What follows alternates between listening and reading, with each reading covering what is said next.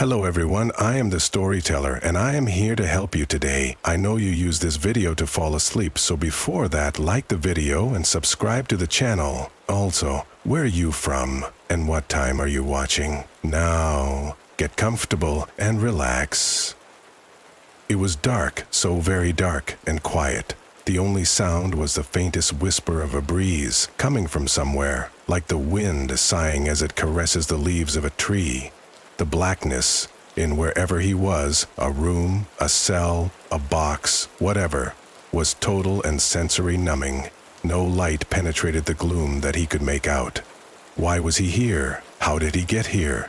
Many different questions started to crowd his mind, asking for answers that he could not give. The truth was, he did not really know who he himself was. Amnesia? Did you have any recollections whatsoever with amnesia? It was difficult to say, or to start speculating on his current situation. As it was, he did not feel in any great hurry to find out.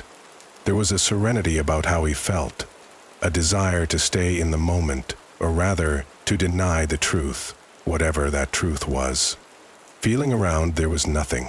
No furniture or walls, nothing that he could touch. Holding his arms directly out in front of his face, he moved them out in a sweeping motion, almost like he was gesturing to a crowd. Thin air was all he found.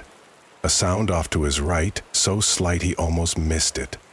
Again it came, this time a little louder and closer to where he stood. Straining, he tried to pick out what it was, moving in the direction it had come from, shuffling so as not to go tumbling over some hidden obstacle, and most likely breaking a bone or two.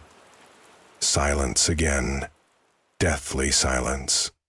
Then the breeze picked up and drowned out any hope of hearing the noise again, at least until it died down. Curious, he settled into the position he now found himself in and waited. Sure enough, the noise came again, and this time it was right beneath him. It did seem quite muffled, but he was close enough to make out 4 words. Mark, are you home? The name triggered something deep within the recesses of his mind, and he found that a light was beginning to penetrate the murky gloom that was his memory. Footsteps now, he was sure of it. The sound echoed, as if the steps were heavy and on a hard surface, a wooden floor perhaps. Again, the name was called. Mark, where are you? More urgent now, with maybe a touch of panic in the tone. He tried to call out, managing to shout, "I am in here," as loud as he could. The voice and the person who it belonged to just carried on walking and calling out, obviously not hearing him. The owner of the heavy shoes had stopped directly below where he was now. He could hear the breathing coming out in shallow gasps, then a creaking and a rattling as something heavy parted company with what held it, and the weighty slam, as whatever it was, made contact with the hard floor beneath.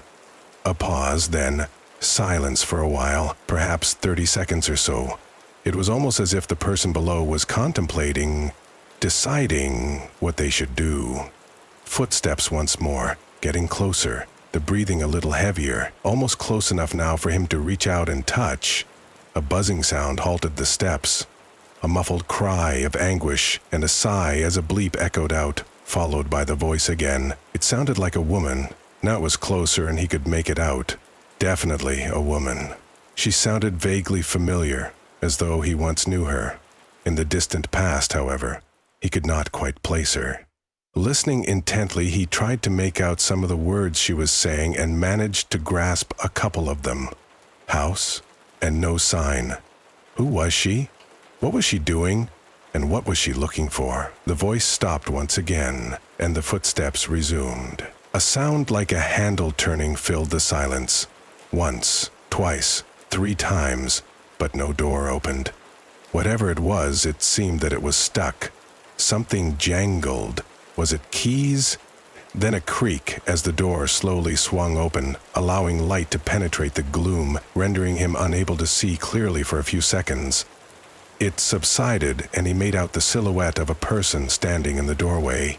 It looked like a woman, but from where he was, he could not quite tell. The light behind created a kind of corona around the form that was there. The figure moved forward a step, hands slipping down the side of the door, searching for a light switch maybe. There was a curse, almost a whisper, but he caught it. "Where is the damn thing?" It was definitely a woman's voice, soft and soothing. He wanted to reach out then, put his hand over hers, and tell her not to switch the light on. There was an urgency deep within that screamed at him to stay in the dark, to send her out, send her back down the steps and away from this place. It only held misery and heartache. It was too late, though. Light flooded the room, finding every dark corner and alcove, revealing all the secrets that they held. The woman was still for a few brief seconds, and then she screamed. It was a terrible sound, a haunting sound. Her hands found her face, her nails digging into yielding flesh, drawing blood. He watched all this with a dawning realization of what was happening. He did not want to look, but he was powerless to prevent it. Turning around, gazing back over his shoulder, he looked at what she was seeing, hanging from the rafters in the roof, toes hovering a few feet above the boarded-out attic floor, was the body of a man. Staring transfixed, he felt himself drawn away from the scene in front of him, as if an invisible force was in control of him. The man hanging behind him, of course, was himself. As he floated towards a bluish, white glowing speck in the distance, the screaming faded. The closer he got to it, the calmer he became, serene and peaceful even, although he felt sad for the pain he was causing to the woman he was leaving behind. He knew it was the best thing he could have done.